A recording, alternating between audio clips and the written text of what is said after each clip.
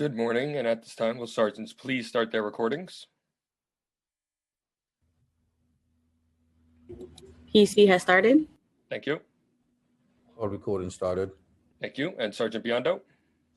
Good morning and welcome to today's remote New York City Council FY22 preliminary budget hearing for the Committee on Governmental Operations. At this time, would all panelists please turn on their video for verification purposes? Once again, all panelists, please turn on your video for verification purposes.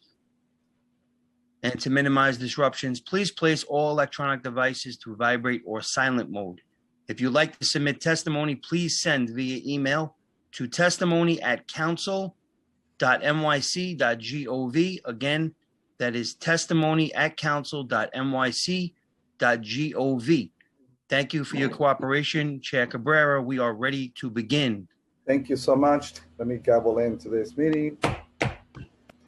Good morning, everyone, and welcome to the city's Governmental Operations Committee hearing on fiscal 2022 preliminary budget. My name is Fernando Cabrera, chair of this committee. Today, we will hear testimony from the Department of Citywide Administrative Services and the Law Department regarding their fiscal 2021 and fiscal 2022 budgets. The agencies testifying today carry out many of the most important functions that keep the city running, including managing the city's vehicle fleet, defending us from lawsuits, among other important functions. As chair of the Committee on Governmental Operation, I want to ensure that the critical work these agencies do is as effective and as efficient as possible. In order to do so, I look forward to hearing more detail regarding the agency's budgets and whether or not this funding is being used in the best possible way. I would like to thank the committee staff, Senior Financial Analyst Sebastian Bacci, Committee Counsel Christopher Murray, Senior Policy Analyst Emily Forjon and Elizabeth Cronk, as well as my own Legislative and Communications Director Clara McIlvain for the work on preparing for this hearing. In addition, I would like to acknowledge that we have been joined by council members Dharma Diaz, myself, Perkins, Rosenthal, and Yeager. Now I would like to welcome Lisette Camillo, Commissioner of the Department of Citywide Administrative Services, to testify before this committee. Thank you so much, Commissioner.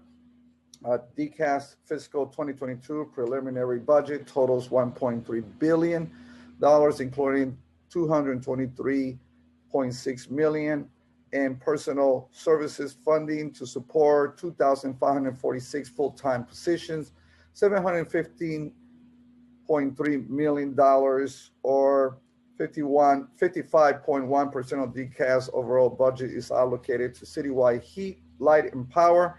This is the city's utility bill, which DCAS manages and pays for all other city agencies through its Energy Management Division. Today, I look forward to discussing many aspects of DCAS operations, including the state of the city's electric vehicle fleet, a review of fiscal 2021 preliminary mayor's management report, and the agency's work in response to the ongoing COVID-19 pandemic, among other important topics. With that, I would like to please ask the committee counsel to administer the oath and swear in the testifying representatives.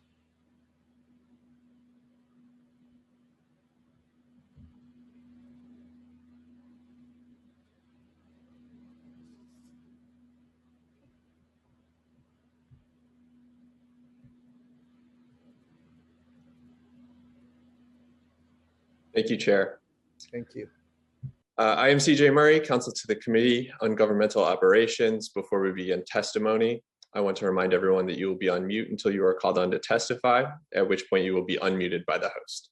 I will be calling on panelists to testify, so please listen for your name to be called. During the hearing, if a council member would like to ask a question of a specific panelist, please use the Zoom raise hand function, and I will call on you in order. We will be limiting council member questions to 3 minutes, which includes the time it takes the panelists to answer your questions.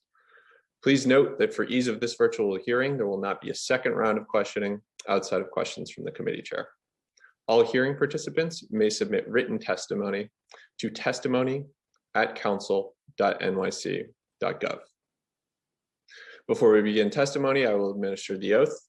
To all representatives from DCAS who will be providing testimony or available for questions, please raise your right hand. I will read the oath once and call on each of you individually for response. Do you affirm to tell the truth, the whole truth, and nothing but the truth before this committee, and to respond honestly to council member questions? Commissioner Lizette Camilo. I do. Executive Deputy Commissioner Quentin Haynes.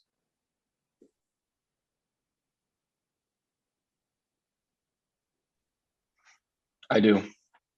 Executive Deputy Commissioner Don Pinnock. I do. Chief of Staff Carmine Rivetti. I do.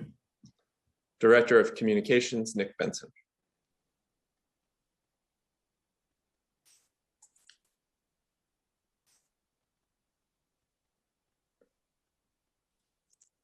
Do we have Nick Benson on the Zoom? We'll move on. Deputy Commissioner for Administration, Shamika Overton.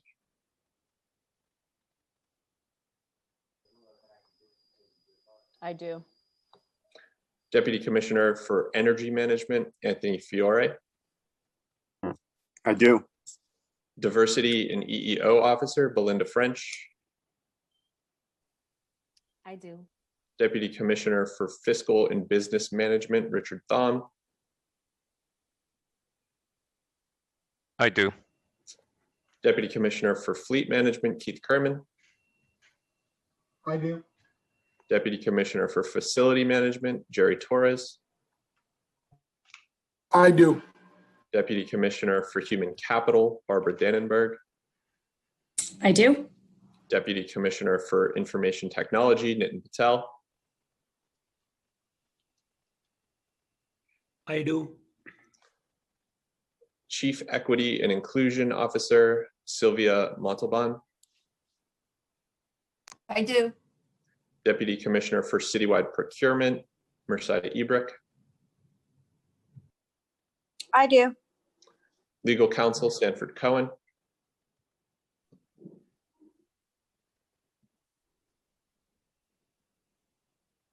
Do we have Sanford Cohen on the call? I do. Great, thank you. Senior Real Estate Services Advisor, Beatrice Thuot. I do. And Assistant Commissioner for Real Estate Services, Spiro Antipas. I do. Thank you. Commissioner Camilo, you may begin your testimony. Good morning, everyone. Thank you, Chair Cabrera and members of the Committee on Governmental Operations. I'm Lizette Camilo, Commissioner of the New York City Department of Citywide Administrative Services, where we provide effective shared services to support the operations of city government. We approach our work with a commitment to 3 core values: equity, effectiveness, and sustainability. I'm pleased to be here today to discuss the proposed DCAS budget for fiscal year 2022. Since I was here with you last year, the world has dramatically changed. The COVID-19 pandemic has presented city government with enormous challenges, and DCAS has been there every step of the way. DCAS has played a role in procuring critical supplies and equipment for those on the front lines, keeping us safe, safely managing 56 public buildings, including the custodial and trade services provided by our staff, identifying locations for COVID testing and vaccination sites, setting citywide policy regarding leave, teleworking, time off for vaccines, blood and plasma donation, and directives regarding employees' use of face coverings, and so much more. I'm also extremely proud of the way our agency has successfully managed to sustain ordinary government operations under the most extraordinary circumstances. While our city has had to marshal resources to confront the pandemic, the wheels of government have continued to function.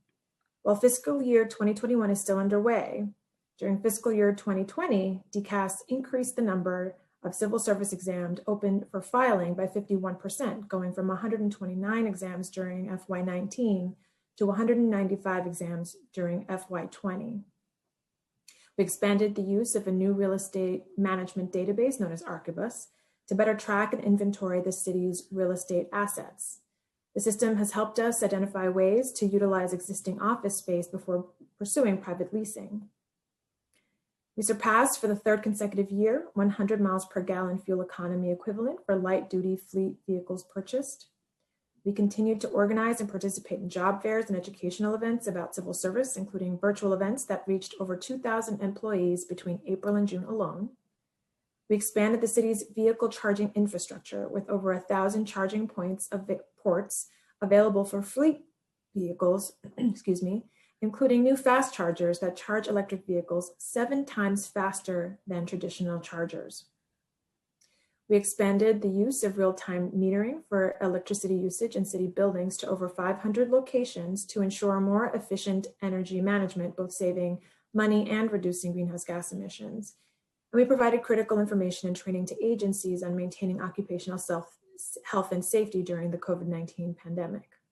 And while I wish we could name every individual achievement, this just gives you a taste of our accomplishments during the fiscal year. Today, I'd like to focus on plans for the upcoming fiscal year.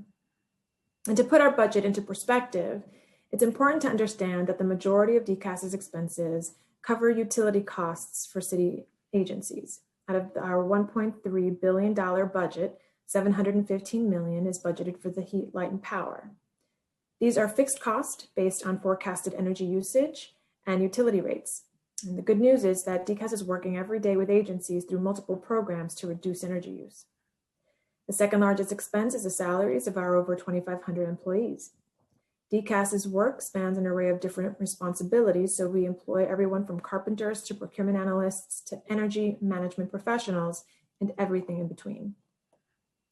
In addition to these expenses, DCAS is tasked with multiple duties in ensuring the life and safety of city employees and members of the public who use the public buildings we manage. This includes cleaning snow, performing maintenance, and custodial services. Our agency received expense funds in FY21 and 22 for life and safety initiatives to protect the New York City government staff and the public that visit our facilities.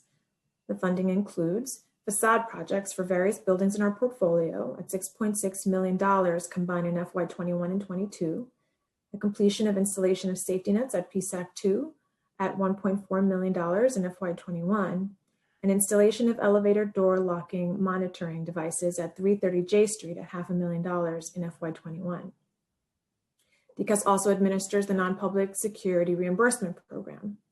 This program reimburses non-public schools that are deemed eligible for expenses associated with the use of unarmed contractual security guards. While we are making new investments, DCAS, like every city agency, has identified budget reduction initiatives as requested by OMB to help eliminate the historically large budget gaps caused by the COVID-19 pandemic. These initiatives include a $2.7 million reduction to our FY21 expenses for our Conservation and Efficiency Leadership Program, which is also known as the Excel program. This program provides funds to city agencies for energy efficiency projects such as retrofit projects, operating and maintenance improvements for facilities, and specialized training for building operators. A significant portion of this reduction can be directly attributed to the pandemic. Due to COVID-19, various agencies that received FY20 Excel funding encountered delays in work because they could not access buildings or facilities where work was being completed in the last quarter of FY20. These projects were subsequently rolled over to FY21, causing a reduction of newly awarded FY21 projects due to the affected agency's capacity to start new projects until the completion of the FY20 outstanding work. A $1.8 million reduction to our FY22 retro commissioning program, which provides funds to city agencies to implement projects that will bring existing building systems and equipment up to a state of good repair. The projected $1.8 million savings will be achieved by reviewing energy efficiency report findings and identifying projects that can be consolidated into larger capital projects. A $6.4 million reduction to our FY21 personnel services budget, which is attributed to accrual savings caused by delays in hiring. In terms of generating revenue, the FY22 budget is $51.7 million, primarily due to 3 factors. 1, a projected $33.7 million in private rentals of city-owned properties, DCAS's largest source of recurring revenue. 2, $7.9 million for the sale of surplus vehicles and other city-owned equipment. And 3, $3.8 million from applicant filing fees for civil service exams. For our capital plan, the preliminary budget reflects an updated 4-year plan of $2.4 billion from FY22 through FY25. This plan includes maintenance and enhancements to DCAS facilities, renovation of leased spaces, and continuing our energy conservation work. The preliminary budget for FY22 is $733 million and will allow us to complete 3 core initiatives. DCAS's capital construction program for city-owned offices and court buildings total $185.5 million in FY22. This includes the routine operations and maintenance of our buildings. The capital plan for FY22 includes $279 million for energy conservation and green energy projects. This includes lighting retrofits, HVAC upgrades, steam distribution improvements, and a variety of clean energy projects. $7.5 million has been allocated in FY21 to continue the installation of 100 fast electric vehicle chargers. These chargers will speed up the charging process, which will reduce the amount of time fleet vehicles are out of commission. It has been an extraordinarily challenging year, but I am proud of the dedication of our employees in supporting the city's COVID response efforts and in sustaining government operations when it's needed the most. I want to thank the City Council for the resources and support you have provided to DCAS, and I look forward to working with you to build upon our success this year. Thank you for the opportunity to testify, and I would be happy to answer any questions. Commissioner, thank you so much. I want to thank you for all of your efforts, especially during the pandemic. I know you took on, and your staff took on extra huge responsibilities. And I want to personally thank you for your level of efficiency and effectiveness in which you were able to carry on that level of work with very short time of preparation. So I salute your team. Let me recognize we've been joined by Councilmember Perkins and Kalos. Let me start with a few questions, then I'm going to turn it over to my colleagues, and then I'll come back with some closing question. As you know, DCAS current fiscal year budget increased by $707.2 million when compared to its fiscal 2021 adopted budget. And this increase is primarily brought about by increases in federal funding, primarily from FEMA, to combat COVID-19 pandemic gripping the city. So 2 questions related to that. Can you provide the committee with an updated breakdown on how much you have spent or committed to spend to date from this pot of federal funding? And second, can you provide the committee with an updated itemized breakdown of the equipment your department has specifically purchased to combat COVID-19 pandemic today? So for example, ventilators, face masks, face shields, gowns, cleaning supplies, and the such. Sure. And first of all, I appreciate your kind words about acknowledging the really hard work that the team undertook throughout the crisis. I too share that appreciation for everyone on my team that worked so hard during that time. It was awful. Yes. But to answer some of your questions regarding the federal funds, I'm going to have Rich Tom, my Deputy Commissioner for Fiscal and Budget Management, jump in if I misstate anything. So I want to flag Rich to be ready to jump in. So for FY20, our commitments related to the OTPS commitments related to COVID were $748 million in FY20. And in FY21, $310 million have been committed for the purchase of necessary equipment for the COVID response. With regard to a breakdown of what we have purchased, I can give you high-level numbers. We can certainly offline drill down into any of the information that you would like to have additional information on. And I just want to make sure that I have yes. Okay. So for disposable masks, I just want to make sure that I am looking at the right. We have the following.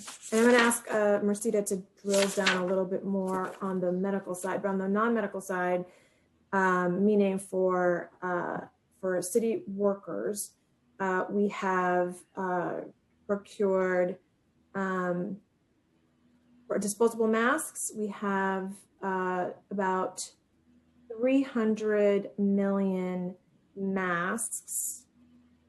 Isolation gowns level 3, about 40 million. KN95s, about 35.5 million. And isolation gowns level 2, 12 million. N95 masks, about 51 million. Hand sanitizer, 11.7 million. These are, I'm talking about items, itemized in terms of volume, not dollars. Isolation gowns level 1, about 8 million. Full service ventilators, about 3,000. And swab kits, 9.3 million swab kits. We have corresponding totaled delivered amount as well. We can certainly share this information, offline. And if you have any other questions that you want to kind of drill down on, we're happy to provide that. And this is what you have spent already, disseminated already. Can you break that down a little? Everything that I just read off, are ordered amounts. Ordered. These are in various levels of stockpiles. As you know, we purchased to secure a stockpile both from a medical needs. So that includes the surgical masks, the N95s, and the ventilators. We have a 60-day stockpile ready for that. And for our return to office,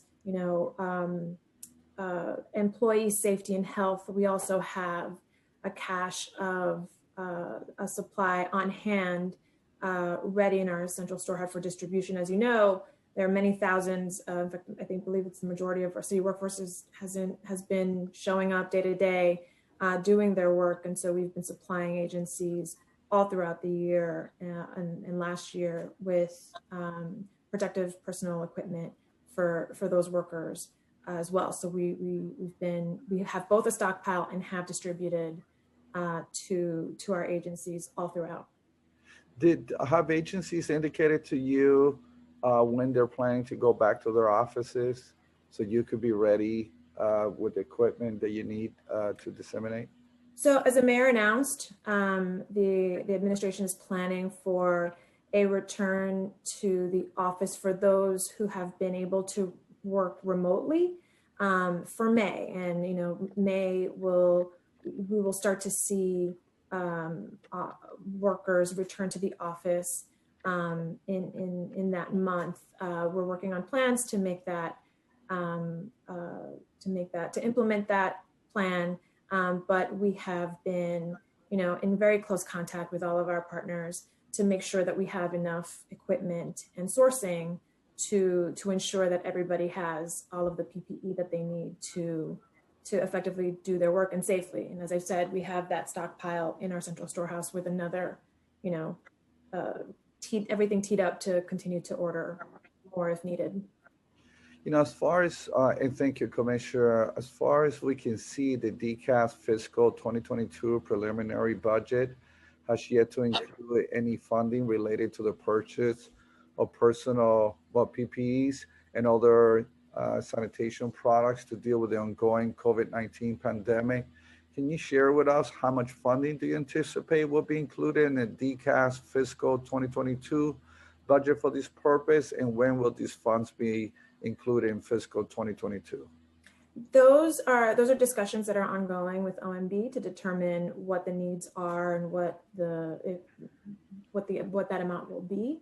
So I unfortunately don't have anything to share at this point, but we're working very closely with them to tease that out. So you'll have it soon for the second budget in May. I hope to have more information to share in May. Okay. Let me switch quickly to Rikers Island. As you know, the council passed Local Law 16 of 2021, which transfers the jurisdiction of portions of Rikers Islands that are not in active use as a jail site to DCAS beginning on July 1st, 2021, with a full transfer of Rikers to DCAS to be completed by August 31st, 2027. Meanwhile, local law 1721 requires a feasibility study to be conducted regarding the construction and renewable energy resources. So with that context, what resources we DCAS need in connection with the first partial transitional jurisdiction of 2021 of July 1st, 2021? What benchmark will ensure the successful and completed transfer of Rikers Island by 2027? Can you provide additional information as to the level of DCAS involvement in this feasibility study? And do you know which agencies will be involved in this process? So we're working on implementing all of the requirements that the bill lays out. We are working with all of our partners that both are named in the bill and folks at City Hall and the Mayor's Office of Sustainability to work through those details. So I don't have anything concrete and specific to point to and provide you with, but we are working on sketching that out. It's the bill only recently was enacted, so we're definitely starting to have those discussions and sketch out what that's going to look like, not just for us, but for all of the agencies involved. But it's definitely a multi-party effort to make all of this happen. So we're engaging on all those fronts. Do you have at least a timeline for completion of the feasibility study? I do not. Okay. Let me switch over to energy management. Let me recognize we've also been joined by Council Member Powers. According to the preliminary mayor's management report, the number of cumulative installed solar capacity for fiscal 2021 has only increased by 0.17 megawatts since fiscal 2018. This barely shows any growth over the fiscal year. Why has the number of megawatts installed increased by such a little amount from fiscal 2018? Are there any projects in the pipeline that are currently installed due to COVID-19? If so, please provide an itemized list of projects with readjustment completion timeline and expected megawattage. So I'll start it off and then I'll kick it over to Deputy Commissioner Anthony Fiore to give you more details. But yes, we have certainly encountered, even prior to COVID, some challenges with bringing on with the contractors that we had and to execute, some of these discussions. There were negotiations with labor on a PLA, which I know Anthony will talk about, that have since been resolved. And certainly during COVID, there was caused delays in terms of not being able to access certain buildings. First of all, construction had been paused, and then having difficulties accessing those functions certainly caused a delay. Now, what I can report is that we have identified and have been have started, and then the pipeline, a number of projects that are either started or about will start, that we've identified as projects to start, that we plan on certainly pursuing aggressively. And in the megawattage associated with those either in progress or in the pipeline, we've identified about 40 megawatts of power. So Anthony, I don't know if you want to add additional details to that answer. So I want to toss to you to speak on this a little more granularly. Sure. Thank you, Commissioner. And good morning, Chair Cabrera and the rest of the panel.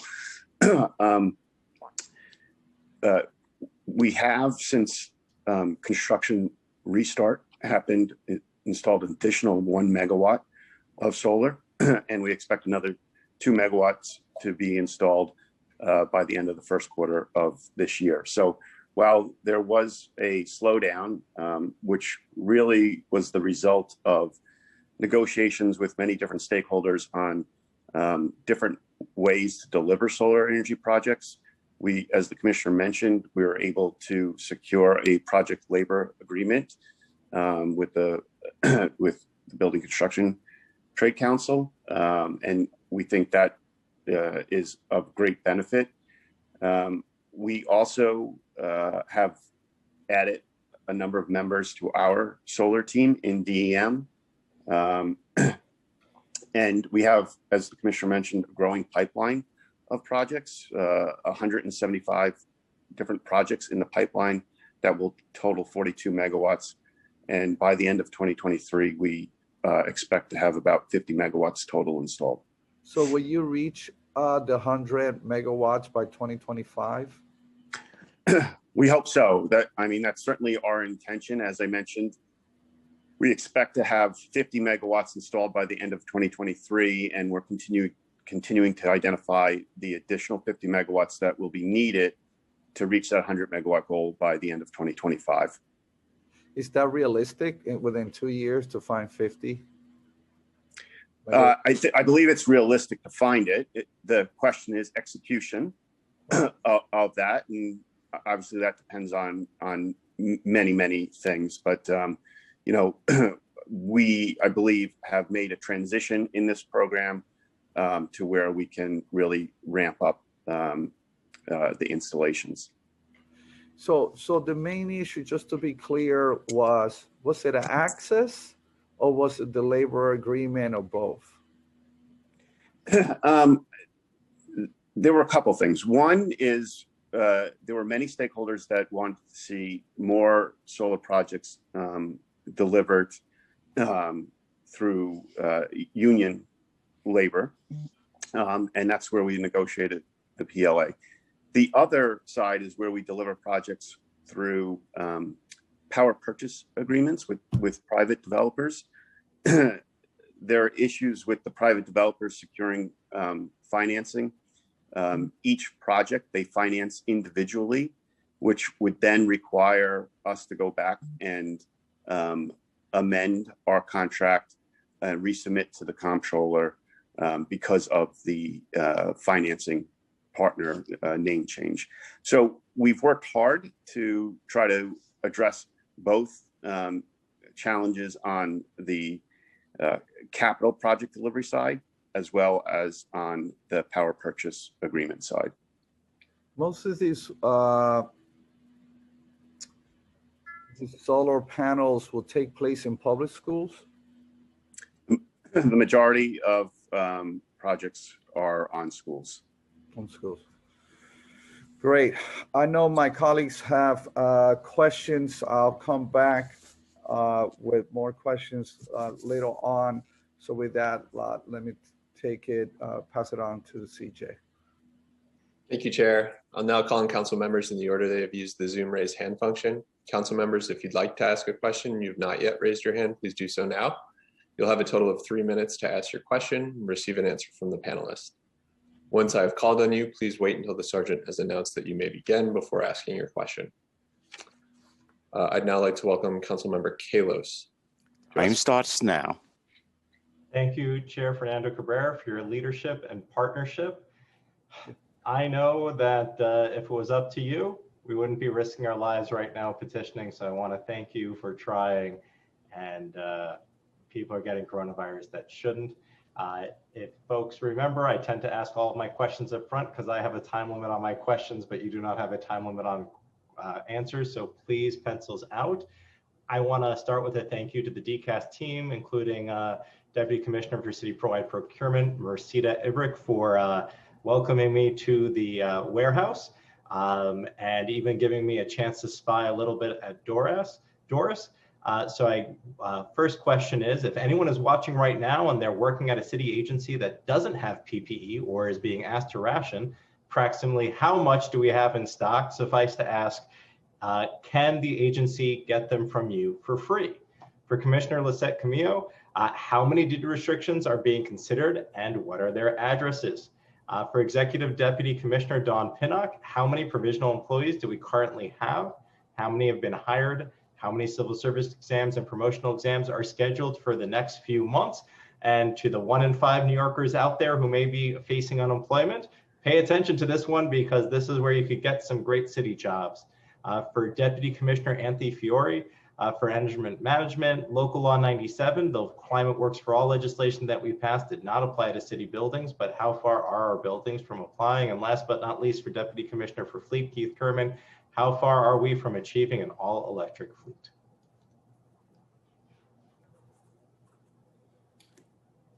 And go. So I'll jump in on my question. Deed modifications. We have a total of 19 that have been filed. 16 are active. I just want to make sure that I'm reading this right. Give me 1 second. And let's see, total of 19 entities have applied. We've got 13 requests that are active, 6 that are inactive. They're pretty much, we can share the addresses. We've already put in the notices for the various elected officials that have that represent the areas that are being requested to be removed. I don't know if you want me to read through them. 777 Rutland Road, East Flatbush, 1932 Bedford Avenue, Crown Heights, 247 Bushwick Avenue, 12. I think it's 1392. There are 12 listed 13. on the open data set on your page, but you've got 16. So you've got 4 that are missing. Time expired. So yeah, if you can read through because we'll need to figure out which 4 are missing from your. Yeah, and we'll update if necessary. So 247 Bushwick Avenue, 1277 Putnam Avenue, 149 Rockaway Avenue, 142 West 131st Street, 2432 Walton Avenue, 6601 Fleet Street, 2017 East 104th Street. I'm not sure what you're looking at. We might have some that have, some that are there that have not submitted enough documents. There are 4 that have not submitted enough documents for initial review that have applied. And so perhaps that's where the discrepancy lies. So like I said, we would be happy to share this with you, and we'll make sure to update the website. So I know you also asked how much we have in stock, so PPEs in stock. In terms of the numbers, I will turn that over to Mercida, but I will say, so if a city employee requires PPE, agencies will, the process is that agencies will request what their needs are to City Hall. We get the overall need and we will disperse to agencies and deliver to agencies depending on the need. Mercida, I don't know if you have updated information on how much we have, how many PPEs we have currently stockpiled in our warehouse. And if you have that information, if you could share. Yeah, I can share some top line level numbers. First of all, I wanted to thank you, council member, for actually visiting the storehouse. I know you had a great time seeing all of the stock and seeing the work that we did, and certainly our staff appreciated, having you there and being able to sort of explain the work that we do, and certainly the pride that we take in the work that we do. So just some top line numbers, and also to reiterate the commissioner's comments. To our knowledge, all city agencies are, have all the PPEs that they need and that they've requested. That process is managed through each of the agencies, deputy mayors, and then we get those requests through the storehouse. Some of the top line numbers that we have physically at the storehouse available for distribution are, around 6 million KN95 masks, 3 million cloth masks. And we've got something like, over 300,000 cleaning products available for agency distribution. But it's a very long list, and I can always share that offline as well. Shifting to your human capital question, I'll kick it off and then turn it over to Deputy Commissioner Barbara Dannenberg. So we continue to make progress on our provisional count. It's continuing in the right direction. Our current and most recent data shows that we have 13,873 provisionals. in the city's workforce, which compared to the beginning of the previous plan, or we started, which was 23,296. We're definitely headed in the right direction. With regard to our schedules for exam, I'll turn it over to Barbara Dannenberg to speak a little bit about this. But as you can imagine, our issue with social distancing and our ability to provide in-person multiple choice exams have been stymied throughout the COVID-19 pandemic, which means we had to close our CTACs, which has prevented us from administering the multiple choice tests on site. We have continued to provide non-multiple choice tests, so things like the QIE or education and experience exams, thankfully. But in terms of schedule, I'll pass it on to Barbara Dannenberg to talk a little bit about that now. Thank you, Commissioner. I hope you can hear me. Sorry, I have a pretty thick mask on. Yes, and good morning, Council. Yes, we have a pretty aggressive schedule that we are attempting to administer while taking advantage of our automated systems. As the Commissioner just stated, our testing centers have been closed. We're only able to open them for a few short weeks back in the late fall. So without those testing centers open, we cannot administer our multiple choice tests. However, we are looking to administer both to address the backlog of exams that we have not been able to administer, and also to keep up with what needs to be given in order for the city to continue hiring when we're able to do so. So we're looking at about 120 plus exams over the next few months to finish out the fiscal year. And those exams include our online education and experience, and also our online qualifying incumbent exams, or QIEs. Thank you, Barbara. And then shifting to Deputy Commissioner Anthony Fiore regarding Councilmember Kalos's Local Law 97 question. Anthony, you want to take that? Sure. Good morning, Councilmember Kalos. Thank you for the question. Local Law 97 actually does apply to city buildings, and it requires city government to go further than the private sector. We need to achieve a 40% reduction by 2025 and a 50% reduction by 2030. Whereas the bill for the private sector, if all the buildings comply, we would expect to get a 40% reduction by 2030. So city would be going 10% further than the private sector. And as of the latest emission inventory, the city government operations have achieved a 23% reduction in emissions as compared to 15% in the private sector. So I think it really illustrates that the investments the city are making are paying off, and demonstrates to the private sector that we can do this. Thank you. Thank you, Anthony. And then Deputy Commissioner Keith Kerman regarding the question about the electric fleet. Sure. Okay. Good morning. So we have about 2,800, a little bit more electric vehicles now, and 1,020 electric charging stations, both the largest programs in New York State, and growing. We just announced we finished our first 65 of 100 fast chargers, but we will have by June, and project's going really well, and you should be seeing those fast chargers all over the city. We'll have 100 fast chargers, and fast charging is really essential for this next phase of expansion. And then what we're doing now, working with Mercedes Group, is we are bidding contracts for a huge percentage of the fleet now. Electric SUVs, electric pickups, electric vans, electric garbage trucks for the Parks Department, and we hope to have something exciting about that to share very soon. Electric class 3 and 4 trucks. Just those categories of contracts, all of which we'll bid in 2021, that would be over 10,000 fleet units that we would then begin transitioning in our more or less 10-year replacement cycle into electric units. And we've seen a really great move in the electric fleet industry. We could not have bid an electric pickup or van contract and expected viable results even 2 years ago. So the plan, of course, is an all-electric fleet by 2040. but we will see a huge percentage of the fleet with electric vehicle contracts through DCAS procurement, really hopefully by the end of the year or early next year. So a lot of progress. And I think that concludes all your questions, answers all your questions.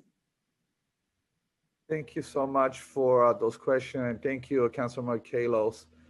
You actually covered some of the ones that I wanted to cover, so you helped me out there. And thank you, as the former chair of governmental operations. We really care about these issues that we're talking about today, so thank you for being a champion.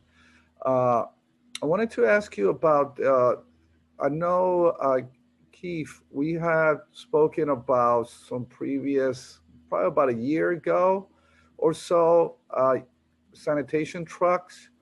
I believe back then the technology was not there. Is the technology there, especially when it comes to the removal, or actually, yeah, removal of snow, or can those trucks handle the long hours, 12 hours rotation? Yeah, so right now, sanitation is testing. We have a Mack 25-yard all-electric garbage truck, and that's being tested now through their truck. They have a great sustainable truck lab over in Woodside, Queens.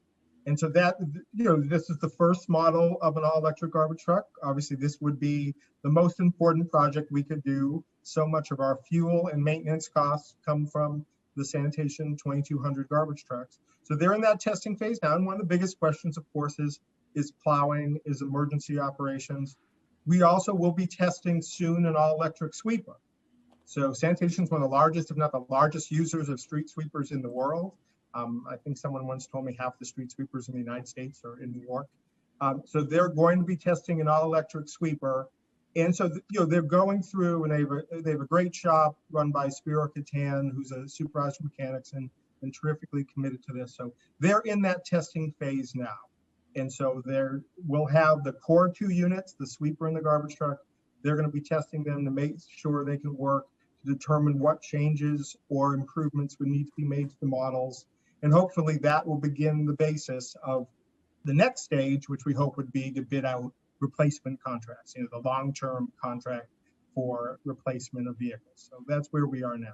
Are you in conversations with the Board of Education regarding school buses? The kids are breathing all this combustion coming out of school buses. And I'm sure if we could do it, we could have that Mack truck for sanitation. I'm sure there's school buses that could go electrical. Yeah, so we recently received the first 2 of 3 all-electric school buses. And they're interesting both in that they are the first all-electric school buses in the city, but they're the first school buses the city of New York has ever owned. And, the school bus program is a lease program, contracted. So these are the first 2. So we are working now. In fact, I think there's a draft in my inbox of an MOU to begin operations with them. And that would be the testing phase. And obviously there are over 10,600 school buses. So that would be a huge move. But first, just like with sanitation, we need to make sure they work, reliable. We don't want to be running out of battery. We don't want to be running out of energy while kids are in the middle of a roadway. But we are in that. So we have our first 2. We'll have 3. I believe the 3rd is supposed to arrive very soon. And then, so we'll go into that testing phase. We'll partner with school bus operators to do that. And then go from there. But, tremendously exciting potential. Where we are now, we have the initial units. We have to make sure they work and figure out any operational maintenance charging issues with it. Really quickly, are these hybrid or they straight electric? They are straight electric. Sanitation and electric, the sanitation in the school buses I just described are all electric. There's no gas, there's no diesel. What would happen if we will have, like we have some years ago when electrical grid went down for a substantial amount of time? What would happen at that point? Well, it's a great question. One of the things that we will have to do, right? So if you have a power loss in the city, and obviously we've had that at different times after Sandy and other times the blackout. And currently the fleet isn't impacted. We have generators for the fueling sites, the liquid fueling sites.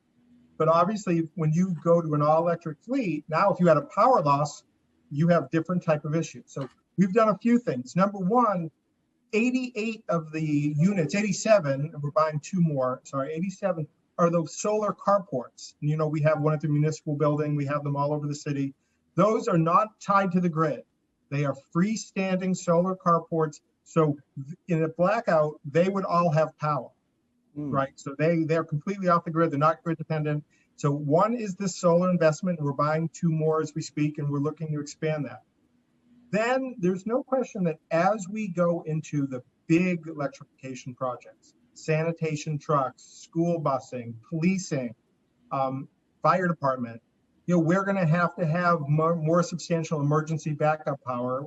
Maybe that's diesel, you know, huge diesel generators for the buildings. Maybe there's a more sustainable backup power source. But we absolutely have on the radar screen that as we go further down this process, backup energy supply, you know, at these major facilities is going to have to be part of the mix.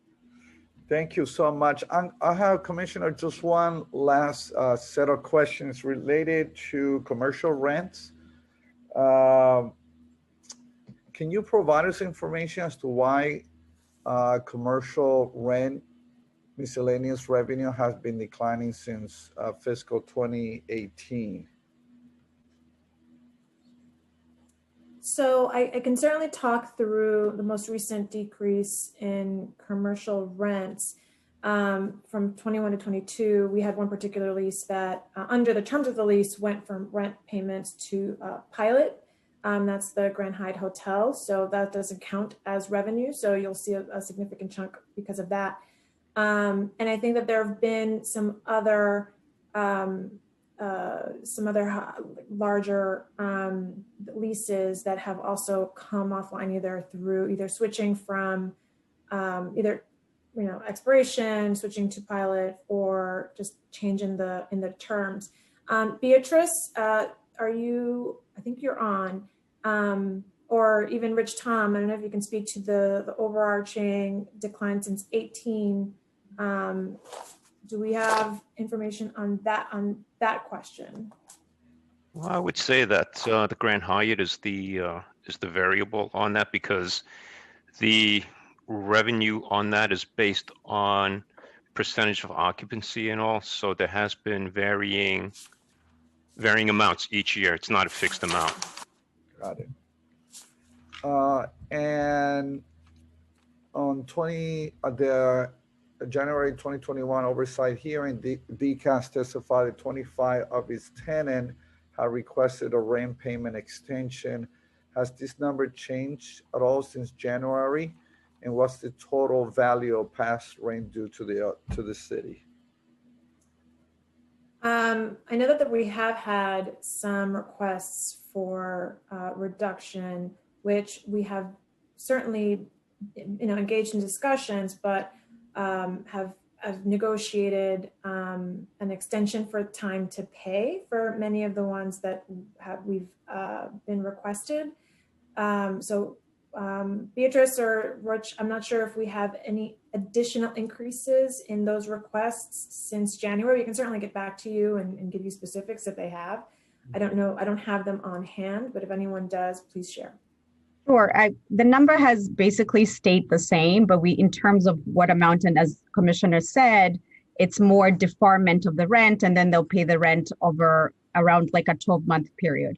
But the number has stayed the same in terms of the exact amount. We can get that number for you. We had Councilmember Rosenthal before she asked her question. This is my last one, so I don't have to come back and ask questions. Is the graffiti problem in our public buildings? It is chronic. It's beyond chronic. It's hardening. What can we do? We gotta get some funds to clean. It's just making New York City a very unattractive place. Can we restore funding to get this graffiti out of our public buildings? Well, I mean, that's certainly something that we've had in our portfolio. We only manage and directly, and deal with 56 buildings, which we unfortunately, certainly during last summer's a lot, civic or protests, there was a lot of graffiti on our buildings, which took a lot of time and money from our team, who did extraordinary work to clean them, and it definitely was a heavy lift. I can only speak to our portfolio, so I can't speak to the broader city initiative and funding. But I think that's something that I'm sure is being discussed with OMB. So I can't speak to the broader city initiative, but we understand it's incredibly.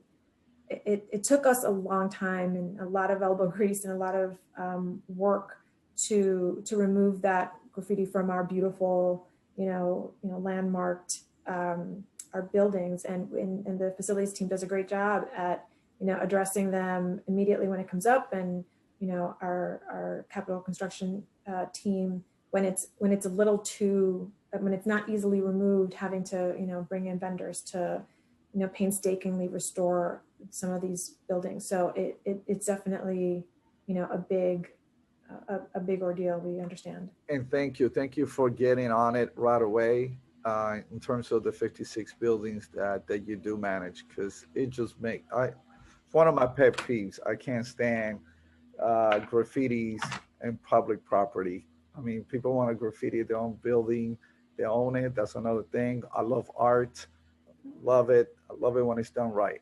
but not in public buildings. Let me pass it on to Councilmember Rosenthal. Thank you for your patience.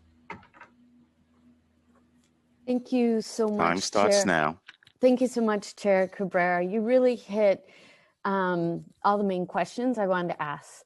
So one reason I wanted to get on was just to thank Commissioner Camillo for all her work, especially during the pandemic. Thank goodness you've been there, because I know that you give really steady leadership. I'm going to ask a question that I know you're not going to know the answer to, but I'm hoping you'll get back to me on it. There's a coalition group called Climate Change for All, and they have issued a report, a really terrific report that they issued in October 2020 that talks about creating 100,000 climate jobs. And they have in that plan an expectation of spending over a period of time. I think it's 180 million a year for 5 or 10 years. Again, I'm not totally facile with the numbers, but have you tried to do a comparison, and would you consider doing a comparison to their suggested strategic plan compared to what the city has laid out? So first of all, thank you so much for the kind words, Council Member. All praise is to the team. They did, they truly did amazing work. And I can talk for another 2 hours just on those efforts, but I won't, because I know we're time limited. Regarding your question, I'm not familiar with this report. I don't know if Deputy Commissioner Fiore has been. I'm certainly open to reviewing the report, seeing what they lay out, and seeing if we can, how the two plans compare. Yeah. Anthony, are you familiar with the report by any chance? I'm not familiar with the report, but what I can tell you is that since fiscal year 14, the investments that we've made are estimated to produce or retain about 3,300 jobs. And obviously there's a broader green jobs program that's happening across the city that, we are a portion of. So I'm happy to look into that report and see if there's further that we could do. So thank you, Councilmember Rosenthal. Sure, and I'll ask the committee staff if it's okay with you, Chair Cabrera, to send that over. And then secondly, and again, forgive my ignorance about this. Chair, may I continue? This is the last question. Absolutely, absolutely. Okay. I vaguely recall in the cobwebs of my brain having a hearing, perhaps with sanitation, talking about no, not the one with sanitation. It was with the DCAS committee back in my first term, and talking about implementation of solar and how that was going to be laid out. And I don't quite remember what the criteria is for measurement every year, but at that point you were, at a certain percentage, and it was all PPAs. And I'm wondering where you are along that continuum for PPA and PLAs. And the chair may have asked that earlier, but I'm curious. So I remember that discussion, and it wasn't exclusively PPAs back then. We definitely had some capital solar projects that had been delivered and have been working on. And we did talk briefly about this, and Anthony, you can take it and talk through what some of those details are. But over the past couple of years, we've actually been working with labor, with the BCTC, on entering into a PLA specifically focused on solar. So to address some of those labor concerns. But Anthony, feel free to fill in some of the details. Yeah, we can get back to you with, kind of the quantitative numbers of capital versus PPA projects. We have such an aggressive goal, as we spoke about back during your first term, that we really need to take advantage of every project delivery vehicle that we have available to us. And as the Commissioner mentioned, we worked long and hard with labor to come up with a project labor agreement that would cover not only capital projects, but also power purchase agreements. We established a pre-qualified list for solar developers that is subject to the project labor agreement. We've had difficulty with getting union electrical contractors to respond to that solicitation. We spent a lot of time doing outreach with the Electric Contractors Association group, as well as Local 3, and really highlighting that the availability and opportunity to participate in our programs through the pre-qualified list. That was just reissued, and unfortunately, some of the previous solar firms that were on there did not respond, and we've continued to do outreach with them to get them to participate. But we can get back to you on kind of completed projects, PPAs versus capital work. That'd be great. My concern is just timing. That you've gotten so far over the last 5 years, and then the expectation for the next 5 years is sort of much more. And that's what I'm curious about, as well as the PLAs. Thank you so much. Thank you, Chair. Thank you so much. I want to thank you, Commissioner, to your staff. Again, I want to echo what we've been saying all along from the very beginning, and with Councilman Rosenthal as well, the great work that you guys have done during this time under pressure. Unexpectedly, you were placed with a tremendous responsibility, and you did a great job as always. So I salute you, I honor your team, and looking forward to working together so we could finish what we have started. Thank you so much, Chair and council members. We really take that appreciation to heart, and certainly on behalf of the team, we thank you too for the support. And of course, as always, we look forward to continuing that partnership. So thank you. Thank you.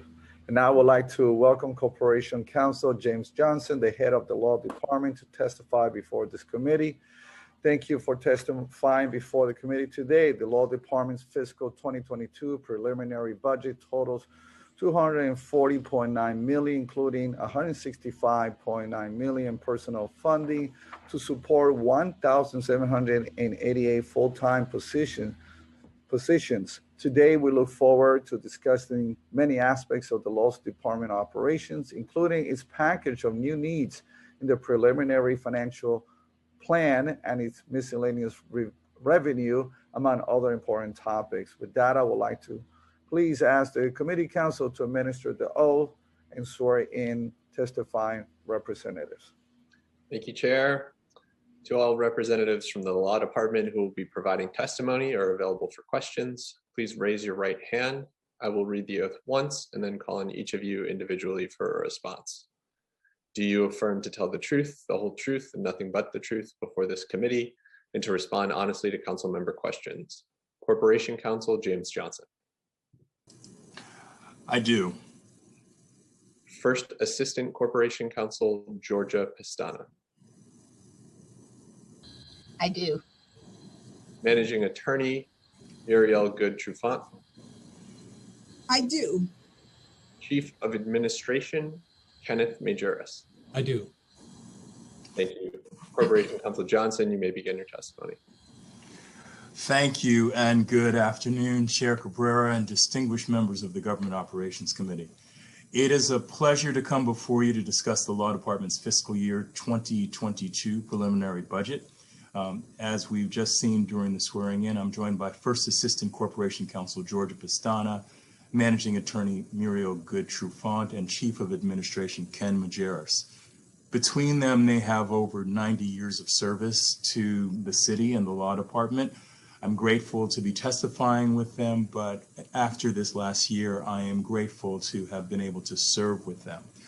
Every year, their wisdom has really been put to use in a year of extraordinary service. The city, obviously, as you all know, is vast, with more than 8.6 million residents, more than 300,000 public servants, one of the nation's largest fleets of civilian vehicles, and more public buildings than any other city in the country. The city has a broad array of civil and commercial legal matters, and the Law Department is responsible for all of them to some degree. The department represents the city, the mayor, other elected officials, including the city council, and city agencies in all affirmative and defensive civil litigation. As a prosecuting agency, the department represents the city in proceedings brought in family court, alleging violations of criminal law, and in proceedings filed in criminal court to enforce the city's administrative code. Law Department attorneys draft and review local and state legislation, real estate leases, procurement contracts, which was particularly important during the pandemic, and financial instruments for the sale of municipal bonds. The department also provides legal counsel to city officials on a wide range of issues such as civil rights, on education, intellectual property, land use, and environmental policy. The department's work embraces all city entities and operations, and our impact has been and can be tremendous. In a typical year, the work reflects the talent and the work ethic of a phenomenal group of public servants. But 2020 was no typical year. And as I will discuss below, the work reflects the very best, in my view, of public service: character, perseverance, and an all-consuming commitment to duty.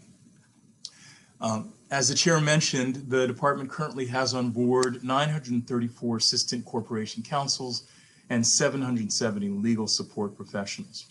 Approximately 30% of our team is ethnically diverse, and 59% are women. Indeed, the department's 16 legal divisions, of those 16, 9 are led by a woman, which makes the department a leader in the legal profession and the beneficiary of a lot of recognized talent. The Law Department plays an important role in advocating for the common good, protecting the rule of law, and enhancing our city's fiscal strength. And I want to run through a couple of examples of how we have either won the city money or have saved city funds during the last year. Through the work of our affirmative litigation division, in this fiscal year already, we've already brought in $40 million into the city treasury when UPS paid, after a bench trial and our victory on appeal, damages and penalties for the delivery of untaxed, unstamped cigarettes to customers in the city. This was the largest judgment in the Southern District of New York last year. Our team also brought suit against U.S. Department of Energy, Education Secretary Betsy DeVos, and we obtained an order striking the rule that unlawfully diverted federal CARES Act funds to private schools. In that case, we ensured that over $50 million went to the New York City Board of Education for economically disadvantaged students in K through 12 public schools and not to private schools. We recently added another $25 million payment into the city treasury in connection with the settlement of a False Claims Act lawsuit. That suit involved a hedge fund manager who failed to report state and city taxes on deferred fees. Further, consistent with past practice, we anticipate saving the city approximately $200 million in payouts from the Judgment and Claims Fund through our continuing litigation to compel insurance companies to defend and indemnify the city. In these cases, we are enforcing coverage against lawsuits arising out of the work performed by private contractors and permittees. As a city, we should have little tolerance for insurance companies that repeatedly force us to expend vital city resources, time and money, just to get them to defend claims that they had previously agreed to cover. The law department is currently reviewing our options regarding these companies. We're successful in these cases, but they are cases that we believe we shouldn't have to bring. And we may come back to you with additional thoughts on how we can ensure that city contractors only sign policies with reliable insurers. A further example of our defense of the city fisc is in our commercial and real estate litigation division. This division defends the city in a wide range of contractual disputes. These disputes fall into three rough categories, will include three rough categories. Contracts with private companies to build or repair the city's infrastructure, leases of important public properties, and contracts for all types of goods and services. These claims are largely based upon negotiated terms of pre-existing agreements and typically involve significant exposure to the city.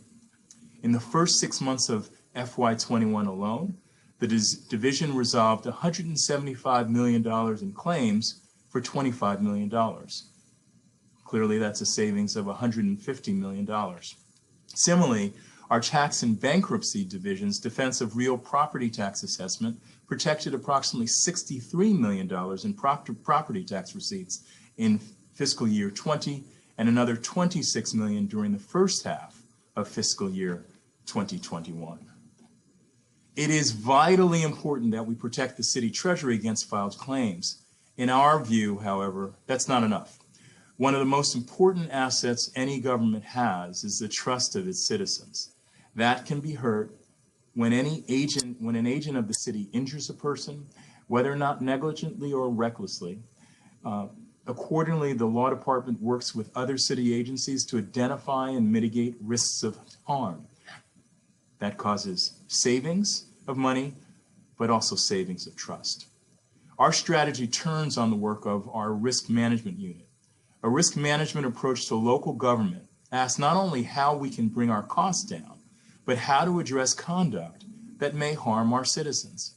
At the law department, we have a risk unit that works with agencies across the city to identify city policies and practices which create risks and liabilities, and to collaboratively take steps to control, reduce, and where possible, eliminate these risks. Identifying, assessing, and mitigating risk depends on the access to high-quality information about municipal services and government operations. And given where we stand in the information flow, the law department is uniquely placed to lead these citywide efforts. One of the things that we've done is we've formed an interagency steering committee or council to address citywide risks. Together, our risk management efforts have, among other things, helped improve the information flow, helped us enhance our ability to solve problems effectively together, and it's assisted agencies with identifying and remediating risks. We don't yet have a sense of the total impact of these efforts, but we can see them in practical terms. And we know over time, as we develop our metrics, we will get a better sense of the impact of this work and enhance our ability to do more going forward. One of the risks that we are concerned about is posed by the federal stimulus package that's coming in. We believe that many of us are looking to do in the city, will be looking to do quite good things and necessary things with it, but we also know that there are those who would be looking to profit for what they from what they see as a large quantity of money coming in. We view this as a strong risk, and we want to make it very clear that for anyone who wishes to defraud the city, the law department will not hesitate to pursue all legal avenues against them, including referrals to the appropriate district attorney. Last year forced us to respond to unprecedented burdens that afflicted the city. Corporation Counsel? Yes, sir. Give me like the shorter version, if you don't mind, only because we only have a certain amount of time, and I know we had council members who would like to ask questions. Okay. Really appreciate that. I will shorten. Thank you. So in the last year, we were faced with, as all of us, we were faced with the consequences of the pandemic. What that required us to do was, as you just heard from the DCAS commissioner, be quite nimble in response. We increased our coordination with all of the general counsels in the city. And rather than meeting periodically once or twice a year, we met once every week to solve the problems related to the turnaround. Related both to the defense of the city in terms of providing public safety and public support to public health officials, and to developing mechanisms for moving forward. We and have continued those efforts as we're thinking through how do we return to work. And then finally, what we have done with in the last year, rather what we're doing going forward, is we are also focusing on the work of family court. We have more responsibilities from family court as a result of raise the age, and we're pushing to think more creatively about how to serve both the needs of public safety, but make sure that the youth that become justice involved have the support that they need to get their lives back on track. I apologize for going over length. Oh, good. That was just a short, really a short summary of all that's been done, and I look forward to answering your questions. Thank you so much, Corporation Counsel. And I know it's frustrating sitting on the other side because you're doing so much work and you like to share it, but we'll definitely have your testimony for the record. And so with that, I'd like to first thank you. Thank you for your stand and not allowing people who would like to defraud the city or misrepresent themselves having supposedly viable insurance when they don't. Thank you. Thank you for being that firewall that we so need because we have seen these lawsuits. I've been in the council for 11 years and it seems like these numbers keep climbing. As a matter of fact, in the preliminary plan, miscellaneous revenue for fiscal 2021 spikes to 63.6 million with an increase of 42 million since budget adoption. Can you share with us why this miscellaneous revenue spiked by this large amount in fiscal 2021? Is this related to revenue originating from case settlement? And if so, can you provide which cases are related to? One of the major cases that they are related to either wins in court or case settlement, and the significant amount is largely attributable to the UPS win that I discussed in my opening statement. Okay, great. Of the number of ECB judgments referred to the law department for collection, roughly what percentage are deemed uncollectible? Because the summons, although facially valid, including a defect, such as an incorrect name. How much money does this represent? Would the use of electronic summonses devices by issuing agencies mitigate this issue?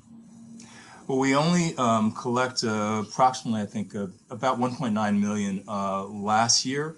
I don't have a precise number of what can be, what's uncollectible or hasn't been collected, and we can come back to you on that. Okay. My sense, though, is that anything we can do that expedite the summoning process, including making it electronic, is something that would, at the end of the day, probably help us in recovery. Do you use the collection agency to assist in the collecting ECB debt?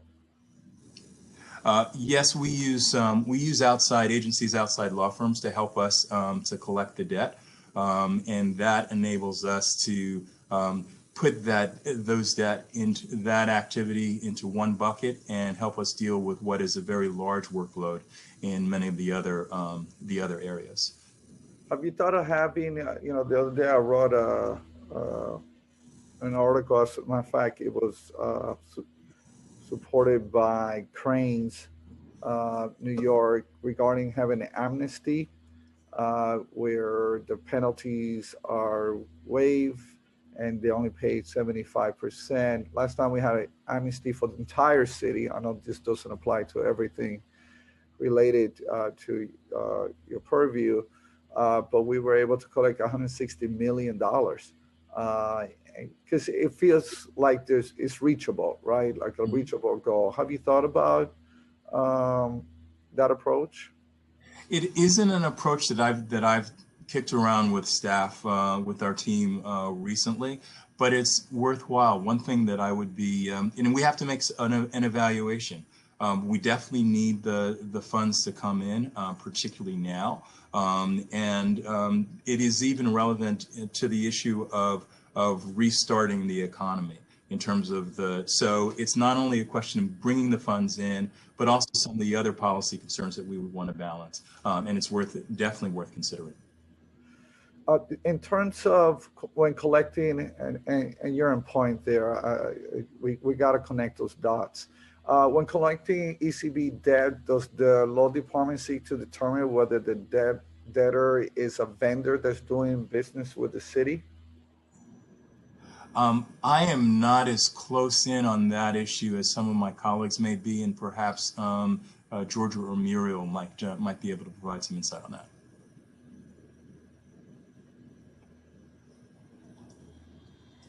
I'm not that familiar with it. We get ECB debt after they've been through the hearing process and the judgment is entered. So once we get it, it's been through a pretty lengthy process, but we can look up and see who, if anyone, does the check on whether or not they're a vendor for the city.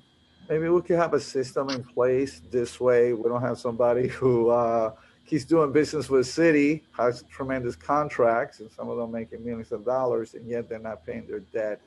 This might be a way to assure that we get what is due to the city. Let me move on to units of appropriation. As you know, the council has repeatedly called on the administration to create additional units of appropriation for the law department budget to reflect the numerous division, including, as I mentioned before, over 1,700 staff that make up the department. Our job in the council is to increase transparency of the law department to $140 million budget and hold the government accountable to its spending. Would you agree to include additional units of appropriation to better reflect the nature of your department? And is there a barrier as to now why not create these additional units of appropriation?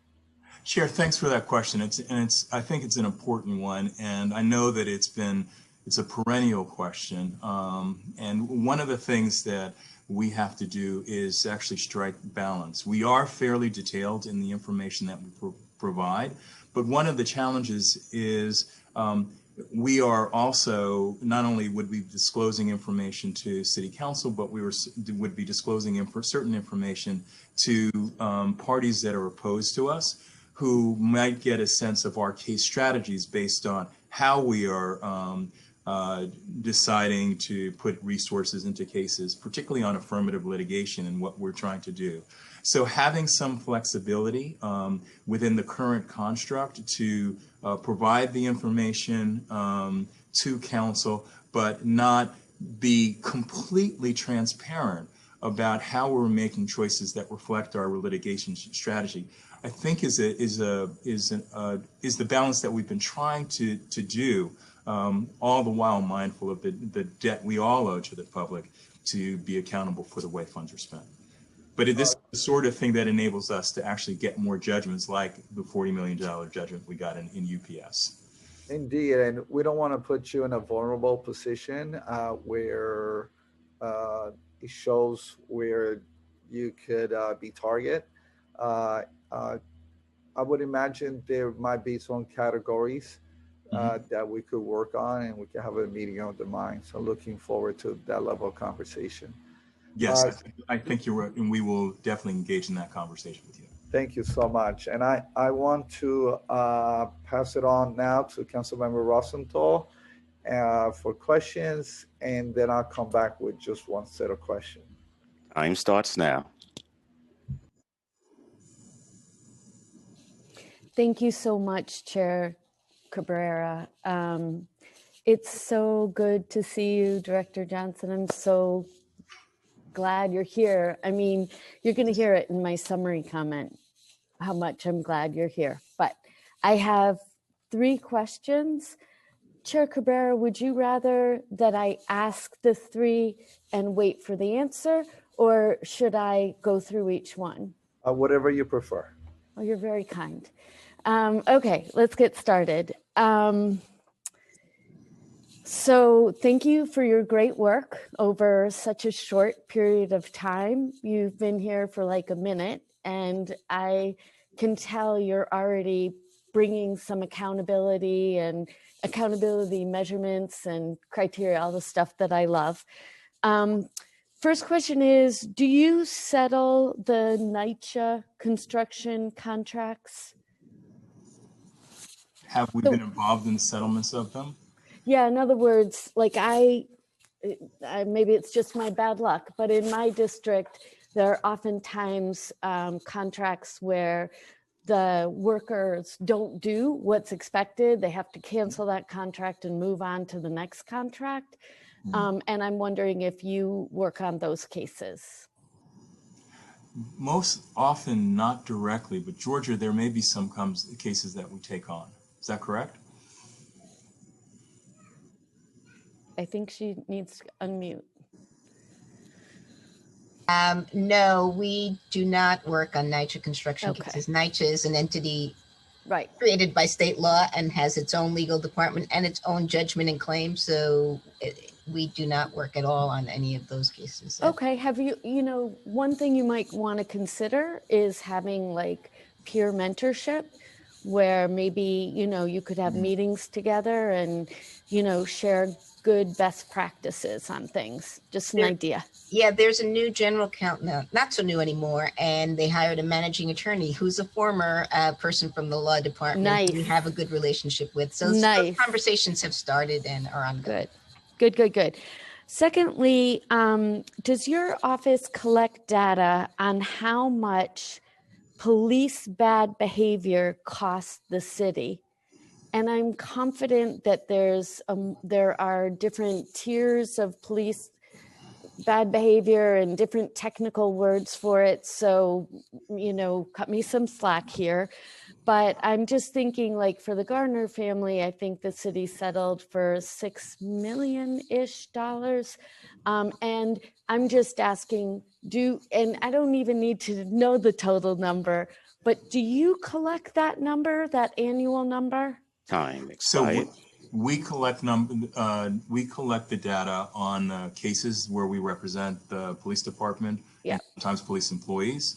So for instance, last year, the total amount paid out to JNC was more than $166 million. The last 5 years, the payout was over $1 billion cumulatively. Mm-hmm. And thank you. Can I just ask, what is the controller's role in that? Do they just cut the check, or do they have a bigger role? Well, depending on the nature of the claim, sometimes the controller may settle out the claims even before it gets to litigation. In other instances, there is at least some dialogue between this department, the law department, and the controller, because at the end of the day, the controller has to sign off. Okay, I'd love to Muriel, you learn. wanted anything to add? Yeah, I'd love to learn more about it, but not on this Zoom. Did you say $1 billion over the past 5 years? Yes. Okay, great. Last question. You were talking about risk management, and it sounded like you were finding criteria by which to measure your success. You were saying that, and pretty soon we'll be able to really, identify how much money that this work yields. Can I just ask, was that an idea that you brought, and so you just started instituting it, or has that always been there? The issue of risk management has been in the department for some time, probably Yes. since Michael Cardozo was the corporation counsel. What I've done in the last year is, I think, elevate the profile and done what I can to encourage interagency cooperation on these issues. And so we provided more focus throughout the department on this, but this is an initiative that's been within the department for some time. Right. You had just mentioned at the end there that in a few years you'd be able to measure the success, and I was wondering, why in a few years? Why not now? Well, we are at, I don't want to overpromise and underdeliver. I'd rather, Sure. And these things take some time. But we have a number of interagency groups that are focusing on first collecting the data, and then we'll be able to see what the results are. Great. Last example, can you just give one example of something that group identified and that you either got an agency to implement or are working with an agency to implement in order, to prevent these things from happening again? Well, one of the things we're thinking through is where you can get data from DEP and data from transit and put them together and look at them to see whether or not you can start to predict where potholes will come. It's not yet there, but that's an important thing for us to do, because not only would it enable you to predict potholes, but also transit data and the potholes may give you an early warning system for water main breaks. So that's the sort of thinking that we're in the middle of right now. Wait a minute. So you're saying all those times I hit a pothole and that I could actually sue the city? I'm just kidding. Just kidding. No, not at all. Don't do that. What I want to do is get to the point where you're not hitting potholes. That's right. That's right. Thank you for that. And thank you, Chair Cabrera, for the extended time. Thank you, Council Member. For just point of clarity, if there's a pothole and I get a flat, I'm not trying to get more people to put a request, but I just want a point of clarity here. Point of clarity, I represent the city council. We represent the city council in some things, but not in pothole litigation against us. There you go. Indeed. And I just want more clarification. Just remind me here, you mentioned that last year we paid out $150 million with lawsuits related to the NYPD. Was that correct? In FY20, it was $166 million in either settlements or judgments. Are those due to large cases, or you have many smaller cases? There are, in terms of dollar amounts, it's more of a collection of, it's not one huge case, but a significant number of cases. I mean, do you happen to know how many cases? I'm just off the top of my head, I don't, but I think that a member of my team might have the number off the top of the head. It is 1,522 cases. So, wow. So the average payout is over 100,000. If you were to break it down, 100 and something thousand. That's a substantial amount of cases.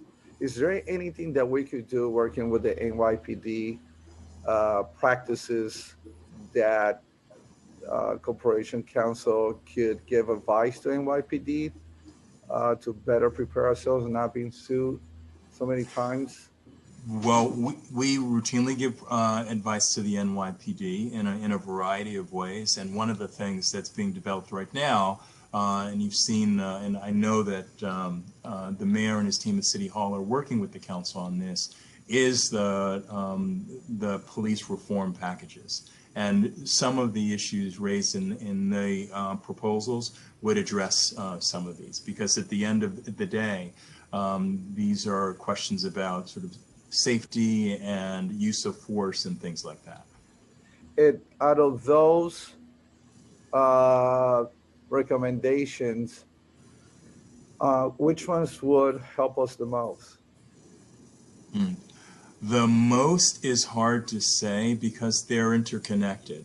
There are recommendations that relate to supervision. I spent some time in a different part of my life overseeing large numbers of law enforcement when I was at the U.S. Treasury Department, and supervision is a very important factor, but also community relations and the various proposals related to the community relations. So when you take all of the proposals together, what you see is a set of recommendations that have both a procedural shift to them and a culture shift to them. And I think that the city as a whole and citizens in particular will benefit from that. And we'll see those numbers go down. Thank you so much for that. I just have one main topic, and that's new needs package. The fiscal 2022 preliminary plan includes 18 million in new needs for case-specific needs in fiscal 2021. Can you provide an itemized breakdown of this total? What are the specific cases that this funding is going to? And do you anticipate that you will need additional resources in the executive financial plan for these specific cases? And if so, can you provide the committee with an estimate? You know, we're very much committing to continuing our work with OMB through these numbers, and that work is ongoing, and we'll see how it shakes out at the end of the day. As you know, all of us, all agencies are really faced with some big challenges on our needs, but we're working through that process with OMB. Muriel may want to address this a little bit further, our managing attorney, but I think that's our status right now. It's still fluid. The 18 million is for certain case-specific needs. A large portion is for the NYCHA monitorship. Also included are funds for Galeno, Floyd, Vulcan, and Nunez, which are cases in which there are large litigations that may also have monitorships. Okay, thank you so much. Well, I believe I'm going to ask our council, do we have any other council members that have questions? No other hands raised at this time, Chair. So I believe that we have come to an end. Director Johnson, thank you. Thank you. You do an amazing work. And I want to thank your staff for, again, being that firewall. We spend a lot of money in these litigations that take place in the city, a substantial amount. And we got to protect the city from frivolous one, and those that are due should be due, indeed. And so we got to strike that balance. But I thank you again, very informative, and looking forward to seeing you again at the executive hearing. And so, thank you so much, Mr. Chair. Thank you so much. And with that, we conclude today's hearing. I want to thank the staff, our dream team staff. They always do a fabulous, fabulous job. They make my job so much easier. And so with that, I want to wish everyone a fantastic day. Thank you, Councilman Rosenthal. You stuck to the very end. I always like to praise those who do. Thank you so much. Have a great Thank you. day. Take care. Bye-bye.